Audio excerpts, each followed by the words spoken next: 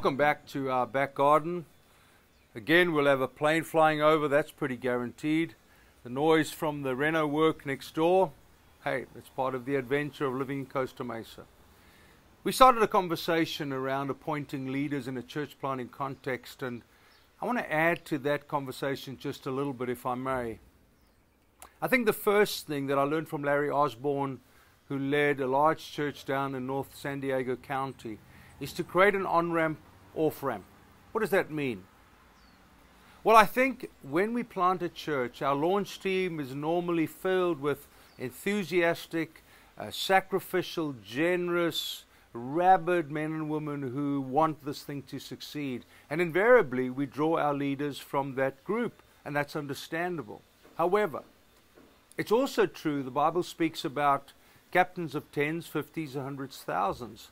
So when we choose those as our primary leadership team, we go through 20, grow through 30, 40, 50, 60, 70, and invariably a couple of things happen out of that. Firstly, that maxes their capacity. They've grown it to that size with you. They love it. They love the fact that it's intimate, it's community, it's what they've always looked for. And invariably it's reflective of the capacity that they carry. So as we begin to explore the possibility of growth, new facilities, more financial faith that's needed, it's not uncommon for that first wave of leaders to begin to be the ones who hold out on us, make it a little bit difficult. It isn't like it used to be. It feels different. Why do we need to grow? This is the community we've always longed for. Are some of the expressions that are used to delay and sometimes dilute the possibility of growth. And I think the idea of on-ramp, off-ramp is a beautiful way to give integrity, to give dignity and gratitude to those who labored in the first year, 2, 3, to help create community and the key cultures that we want. To off-ramp them and to reassign them to some other key and essential part of a growing church might be the way to restore their dignity and to also create the space you need for the captains of 50s, the captains of hundreds. Assessing the capacity of men and women is an important, a difficult task, but one that we need to make in each season of our church's growth. We need to be courageous in our appointment of leaders with that understanding.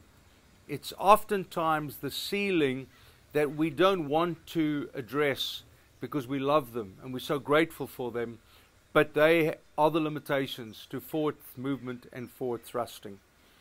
I think secondly, my reserve about hiring in. You know, each church has its own flavor, its own feel, its own vibe, its own priorities, its own sense of mandate. Revelation speaks about lampstand.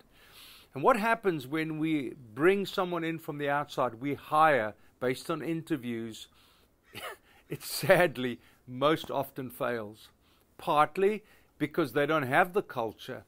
They may check all the boxes by way of interview, but when it comes to the nuts and bolts of living as a community, they oftentimes are just so different because they haven't immersed themselves in what makes this church unique.